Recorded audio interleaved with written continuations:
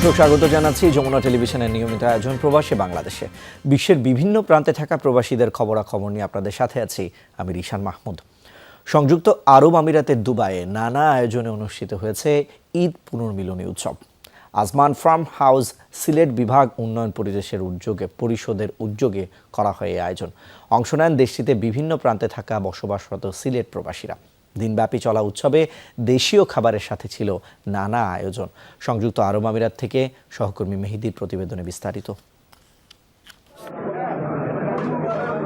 কর্মব্যস্ত প্রবাস জীবনে স্বদেশীদের দেখা পেয়ে বাঁধ ভাঙা উচ্ছ্বাস সবার মাঝে। দুবাইয়ের আজমান ফার্ম হাউস যেন পরিণত হয়েছিল এক টুকরো বাংলাদেশে।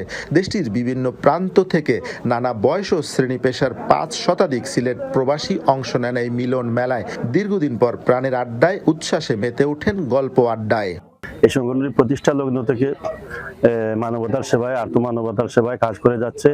অদ্যাবধি আপনারা জানেন বাংলাদেশের যে কোনো দুর্যোগ দুর্বিপাকে সাধারণ মানুষের অবহেলিত মানুষের পাশে সিলেট বিভাগ উন্নয়ন পরিষদ সবসময় থাকে। এই সিলেট বিভাগ উন্নয়ন পরিষদ প্রতি দুর্যোগে প্রতি সময়ে আমাদের সিলেট বিভাগ সবার পাশে থাকে, আগামীতে থাকবে। দিনভর এই আয়োজনে শিশু কিশোর ও নারী পুরুষদের জন্য ছিল দৌড়, বালিশ খেলা, হাড়ি ভাঙা সহ বিভিন্ন ক্রীড়া প্রতিযোগিতা। এছাড়াও ছিল মনোমুগ্ধকর সাংস্কৃতিক পরিবেশনা। গান পরিবেশন করেন গীতিকার একে আজাদ। অনুষ্ঠানে প্রধান অতিথি ছিলেন দুবাইয়ে নিযুক্ত বাংলাদেশের consul general BM Jamal Hossain. এ ধরনের অনুষ্ঠানের মধ্য দিয়ে তাদের মধ্যে যে ভ্রাতৃত্ব এবং সৌহার্দ্যের এবং সম্প্রীতির যে বন্ধন সৃষ্টি হচ্ছে, এটি আমাদের জন্য অত্যন্ত গুরুত্বপূর্ণ। এটাকে আমরা উৎসাহিত করি। ছিল সংক্ষিপ্ত আলোচনা পর্ব। সংগঠনের সভাপতি আব্দুর রবের সভাপতিত্বে এতে সঞ্চালনা করেন সালেহ আহমেদ ও শফিক। প্রধান বক্তা ছিলেন সিলেট বিভাগ উন্নয়ন পরিষদের কেন্দ্রীয় কমিটির কো-চেয়ারম্যান আলাদ জাইদুর রহমান। বিশেষ অতিথি ছিলেন বাংলাদেশ কনসুলেটের শ্রম সচিব ফকির মনোয়ার হোসেন। বিভিন্ন প্রান্তে বাস করা সিলেটিদের ঐক্যবদ্ধ করতে এ ধরনের আয়োজন বলে জানান আয়োজকরা। ভবিষ্যতেও এমন আয়োজনের আশা উদ্যোক্তাদের। আমরা চাই না যে এই হিংসা নিয়ে চলার জন্য, আমরা চাই সব দল মল সব ধরনের সবাইকে নিয়ে আমরা প্রবাসী সবাই আমরা সাদা মনে চলতে চাই। আমরা ধারাবাহিকভাবে এই অনুষ্ঠানগুলো করে থাকি। তো সকল কমিউনিটি সবাই আপনারা যে উপস্থিত হন, এজন্য আমরা সবাই আবারও ধন্যবাদ জানাই। প্রতিযোগিতায় বিজয়ীদের মধ্যে পুরস্কার বিতরণের মধ্য দিয়ে শেষ হয় আয়োজন। মেহেদী, যমুনা নিউজ, সংযুক্ত আরব আমিরাত। সুদান থেকে আরও 176 জন বাংলাদেশি জেদ্দায় পৌঁছেছেন। সুদানের বদর এয়ারলাইন্সের বিশেষ ফ্লাইটে বুধবার বিকেলে জেদ্দা বিমানবন্দরে পৌঁছান তারা। এ সময় বাংলাদেশিদের স্বাগত জানান সৌদি আরবে নিযুক্ত বাংলাদেশের রাষ্ট্রদূত ডক্টর মোহাম্মদ জাভেদ পাটওয়ারি। জেদ্দায় অবস্থিত বাংলাদেশ কনসুলেটের কনসাল জেনারেল মোহাম্মদ নাজমুল হকও এ সময় উপস্থিত ছিলেন। রাতে বদর এয়ারলাইন্সের আরও 2টি ফ্লাইটে 302 জন এবং বৃহস্পতিবার রাতে আরও 74 জন যাত্রীর জেদ্দা পৌঁছানোর কথা রয়েছে। এছাড়া 52 জন স্থানীয় সময় রাত 1টায় জেদ্দা এয়ারপোর্ট থেকে বিমান বাংলাদেশ এয়ারলাইন্সের একটি ফ্লাইটে ঢাকার উদ্দেশ্যে রওনা দেবে। বৃহস্পতিবার কাতার এয়ারলাইন্সের 130 জন এবং মদিনা থেকে বিমান বাংলাদেশ এয়ারলাইন্সে আরও 238 জন দেশে ফিরে যাবেন। অন্যান্যদের দ্রুত দেশে পাঠানো হবে বলে জানিয়েছে দূতাবাস। যুক্তরাজ্যের লন্ডনে অনুষ্ঠিত হয়েছে সংবর্ধনা অনুষ্ঠান। প্রধানমন্ত্রী শেখ হাসিনার প্রোটোকল অফিসার আবু জাফর রাজুর সম্মানে করা হয় এই আয়োজন। বৃহত্তর কুলাউড়াবাসীর পক্ষ থেকে দেয়া হয় সংবর্ধনা। হোয়াইট চ্যাপেলের স্থানীয় একটি রেস্তোরাঁয় করা হয় অনুষ্ঠানের আয়োজন। সভাপতিত্ব করেন যুক্তরাজ্য আওয়ামী লীগের সহসভাপতি সিতাব চৌধুরী। পরিচালনা করেন লিটন আহমেদ ও সৈয়দ ইমদাদ রুহিন। সভায় বক্তব্য রাখেন যুক্তরাজ্য আওয়ামী লীগের সাংগঠনিক সম্পাদক আব্দুল আহাদ চৌধুরী, ফ্রান্স আওয়ামী লীগের সভাপতি MA কাশেম ও Tower Hamlet councillor Iqbal Hossain সহ সংগঠনের নেতাকর্মীরা। স্বাগত বক্তব্যে আগামী নির্বাচনে আওয়ামী লীগকে নির্বাচিত করার আহ্বান জানান Abu Jafar Raju. Malaysia Bangladesh forum association MBFA Baishakhi মেলার আয়োজন উপলক্ষে সংবাদ সম্মেলন করেছে। আগামী শনিবার দেশটির রাজধানী কুয়ালালামপুরে ক্রাফট কমপ্লেক্সে অনুষ্ঠিত হতে যাচ্ছে বৈশাখী মেলা। সকাল 10টা থেকে শুরু হয়ে মেলা চলবে রাত 10টা পর্যন্ত। উন্মুক্ত থাকবে সবার জন্য।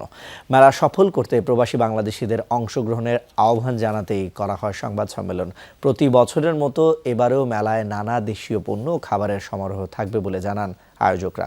এছাড়া থাকবে শিশু কিশোরদের চিত্রাঙ্কন প্রতিযোগিতা সহ মনোমুগ্ধকর সাংস্কৃতিক পরিবেশনা।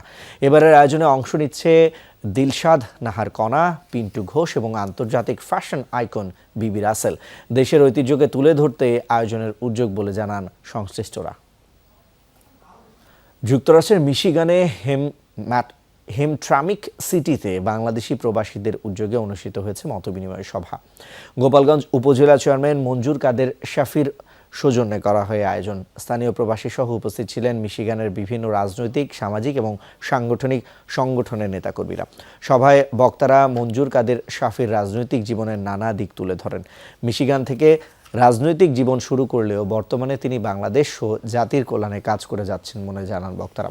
এছাড়া প্রবাসী বিভিন্ন সমস্যা এবং সমাধানের উদ্যোগ নিয়েও আলোচনা হয়। শাহজালাল বিমানবন্দরে যাত্রী হয়রানি বন্ধ এবং সেবা নিশ্চিত করতে নতুন 2টি অ্যাপ চালু করেছে সিভিল এভিয়েশন কর্তৃপক্ষ। বুধবার সকালে বিমান এবং পর্যটন প্রতিমন্ত্রী এম মাহবুব আলী ডিজিটাল এয়ারপোর্ট সার্ভিস সহ 2টি মোবাইল অ্যাপ উদ্বোধন করেন। এর মাধ্যমে যাত্রীরা সহজ এবং আধুনিক উপায়ে আরও বেশি সহযোগিতা পাবেন বলে দাবি করছেন তিনি। বিমানবন্দরে নিযুক্ত সংশ্লিষ্ট সরকারি সবগুলো প্রতিষ্ঠানের সেবা পাওয়ার ব্যবস্থা রাখা হয়েছে এই অ্যাপের মাধ্যমে। মন্ত্রী জানান, সাধারণ যাত্রীরা নির্বিঘ্নে খুব সহজেই কিভাবে, কখন কি করতে হবে, কোন দিকে যেতে হবে তার সবই নির্দেশনা পাবেন নতুন অ্যাপে। বিদেশ থেকে আসা প্রবাসীরা যাতে কোনো প্রকার হয়রানি শিকার না হন সে বিষয়েও নজরদারি বাড়ানো হয়েছে শাহজালাল সহ দেশের সবগুলো বিমানবন্দরে। এই সিস্টেমে সফটওয়্যারের মাধ্যমে পাস অনুমোদন ও ব্যবস্থাপনা করা যাবে।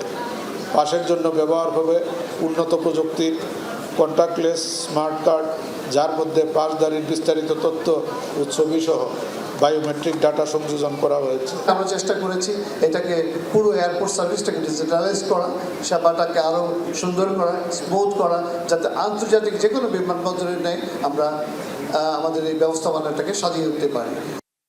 পোর্ট সুদানে এখন একদিনের হোটেল ভাড়া 1 লাখ সুদানি পাউন্ড। খার্তুম থেকে দলে দলে মানুষ সেখানে আশ্রয় নেয় আকাশ ছুঁয়েছে হোটেল মোটেলের ভাড়া, জানিয়ে বিপাকে বাসিন্দারা। প্রাণ বাঁচাতে দেশ ছাড়লেও থাকা খাওয়া নিয়ে এখন চরম অনিশ্চয়তায় দিন কাটাচ্ছেন তারা। চলমান সংঘাতের মধ্যে প্রাণ বাঁচাতে পোর্ট সুদানে পাড়ি জমিয়েছেন খার্তুমের এসব বাসিন্দা। তবে দুর্দশা যেন পিছু ছাড়ছে না তাদের।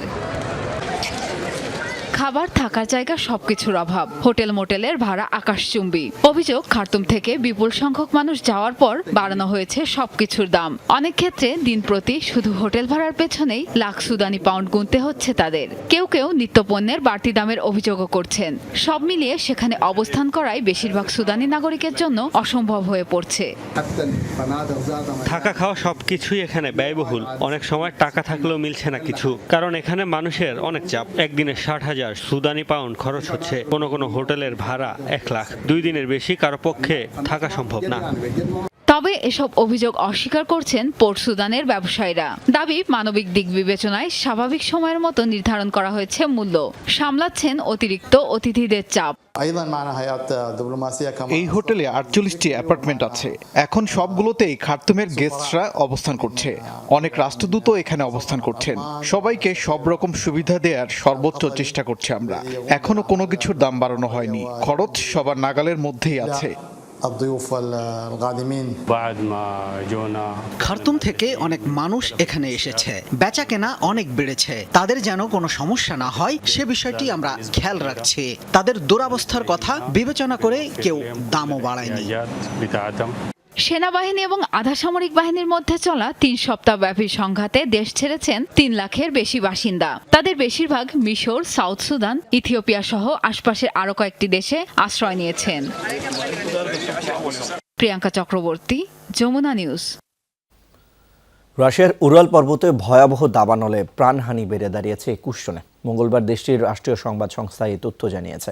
মৃতের সংখ্যা আরও বাড়বে বলে শঙ্কা প্রশাসনের। আশেপাশের এলাকা থেকে নিরাপদে সরিয়ে নেওয়া হয়েছে কয়েকশো মানুষ। এপ্রিলের শেষের দিকে রাশিয়ার কুরগান এবং প্রতিবেশী তিউমেন অঞ্চলে ছড়িয়ে পড়ে দাবানল। পার্বত্য অঞ্চলের বেশ কিছু জনবসতিতেও ছড়ায় আগুন, পুড়ে যায় বহু বাড়িঘর। অঞ্চলটিতে ওই মৌসুমে দাবানল স্বাভাবিক হলেও পরপর বেশ কয়েকটি স্থানে ছড়ানোয় ইচ্ছাকৃতভাবে আগুন লাগানো হয়েছে বলে সন্দেহ করা হচ্ছে।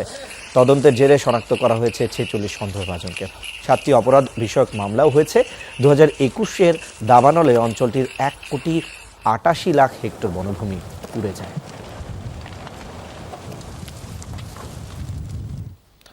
অবরুদ্ধ গাজায় ইসরায়েলের হামলা চলছেই। 2 দিনের আগ্রাসনে প্রাণহানি বেড়ে দাঁড়িয়েছে 16 জনে। এখনও বিস্ফোরণে কাঁপছে গাজা। ইসলামিক জিহাদ সদস্যদের ঘাঁটি লক্ষ্য করে উপত্যকা জুড়ে চলছে মুহুর্মুহু গোলাবর্ষণ। মঙ্গলবার গভীর রাতে চালানো হয় বিমান হামলায় ব্যাপক হতাহতের ঘটনা হয় গাজায়। নিহতদের মধ্যে ছিলেন ইসলামিক জিহাদের 3 শীর্ষ কমান্ডার, বাকিরা বেসামরিক ফিলিস্তিনি। যদিও তেল আবিবের দাবি ইসলামিক জিহাদ সদস্যদের আস্তানায় চালানো হয়েছে অভিযান। গাজায় নিহতদের জানাজায় অংশ নেন হাজারো মানুষ। এই ঘটনায় চরম প্রতিশোধের হুমকি দেয় স্বাধীনতাকামী সংগঠন ইসলামিক জিহাদ PIJ। জবাবে ইসরায়েলি প্রধানমন্ত্রীর হুঁশিয়ারি, শক্তভাবে প্রতিহত করা হবে গাজার সন্ত্রাসীদের। যে কোনো ধরনের পরিস্থিতির জন্য প্রস্তুত থাকতে সেনা ও নিরাপত্তা বাহিনীকে নির্দেশ দেওয়া হয়েছে। শত্রুপক্ষকে বলবো, যে কোনো ধরনের আগ্রাসী আচরণের কঠোর জবাব দেওয়া হবে। আয়ারল্যান্ডের বিপক্ষে সিরিজের দ্বিতীয় ম্যাচে আগ্রাসী ক্রিকেট খেলতে চায় বাংলাদেশ। ব্যাট হাতে স্কোর বোর্ডে 300 থেকে 350 রান তোলার লক্ষ্য নির্ধারণ করেছে দল, বলছেন middle order batter Towhid Hridoy. সেই সাথে প্রথম ম্যাচে সেট হয়েও শান্ত, হৃদয় এবং মিরাজের আউট হওয়াটা ভুল ছিল তা ধরিয়ে দিয়েছে কোচ হাতুরে সিংহে। ইংল্যান্ডের অ্যাসেক্স থেকে হাসিনুর রহমানের রিপোর্ট। বুধবার বাংলাদেশ দলের ক্রিকেটারদের ছুটি দিয়েছিলেন কোচ চান্দিকা হাতুরু সিংহে। দলের সবাইকে মানসিকভাবে সতেজ রাখতেই ছিল ঘুরে বেড়ানোর অনুমতিও। কোচ নিজেও গিয়েছিলেন হোটেলের বাইরে। তবে ছুটি বলে থেমে নেই সিরিজ নিয়ে ভাবনা। প্রথম ম্যাচের দলের কি ভুল হয়েছে আর দ্বিতীয় ম্যাচে কি শুধরাতে হবে সবই বলে দিয়েছেন কাজ নিয়ে সদা সিরিয়াস হাতুরু সিংহে। ঠিক কি বলেছেন কোচ তার কিছুটা জানিয়েছেন middle order batter Towhid Hridoy. শান্ত ভাইয়ের একটা ইনিংস ছিল, মিরাজ ভাই, আমার, সবাই সেট হয়ে আউট হয়ে গিয়েছি। ওই জায়গায় যদি একটা ইনিংস 80 বা 100 হতো তাহলে দেখা যেত খেলার সিনারিওটা চেঞ্জ হয়ে যেত। হয়তো বা রান 280 থেকে 300 রান হওয়ার পসিবিলিটি ছিল। তো আমরা যে মিস্টেকটা করেছি, সেট হয়ে ওই জায়গাটায় আউট হয়ে গিয়েছি। তো নেক্সট টাইম এরকম সিচুয়েশন আসলে অন্তত মেকশিওর করতে হবে যেন একজন খেলাটা যাতে, একটা ব্যাটসম্যান যাতে খেলাটা ফিনিশ করতে পারে। এসেক্সের কাউন্টি ক্রিকেট গ্রাউন্ডে সোমবার অনুশীলন করেছিল বাংলাদেশ। এরপর মঙ্গলবার খেলেছে সেই ভেন্যুতে ম্যাচ। তাই তো মাঠ সম্বন্ধে এখন বেশ ধারণা আছে দলের। তাই তো দ্বিতীয় ওয়ানডেতে আরো বেশি আগ্রাসী হতে চায় টাইগাররা। এবার দলের লক্ষ্য 3 থেকে 350 রানের স্কোর। ঠিক যেভাবে ঘরের মাঠে আগ্রাসী ছিল দল, একই মন্ত্রে ইংল্যান্ডের মাটিতেও আইরিশদের বিপক্ষে ম্যাচ খেলার পরিকল্পনা সাজিয়েছেন চান্দিকা। 300-350 মতো রান করি এই গ্রাউন্ডে, তাহলে দেখা যাবে যে ক্যালকুলেটিভ রিস্কগুলো নিতেই হবে, যেভাবে আমরা বাংলাদেশে খেলেছি। এবং গ্রাউন্ডের ব্যাপারে যেটা আউটফিল্ড অনেক ফাস্ট আছে এবং কিছু কিছু জায়গায় কিছু কিছু সাইড যেমন স্টেটে একটু ছোট আছে। তো আমি মনে করি যে যারা আমরা সেট হব বা যারা আমাদের যেদিন যার দিন থাকবে সেই দিন সে যেন ভালোভাবে ইনিংসটা শেষ করতে পারে। টাইগারদের সবশেষ অনুশীলন সেশনে সাকিব আল হাসান কোনো এক বাঁহাতি পেসারের বোলিং নকল করে দেখাচ্ছিলেন তাওহিদ হৃদয়কে। এরপর নেট অনুশীলনের ফাঁকেও চলেছে খুনসুটি।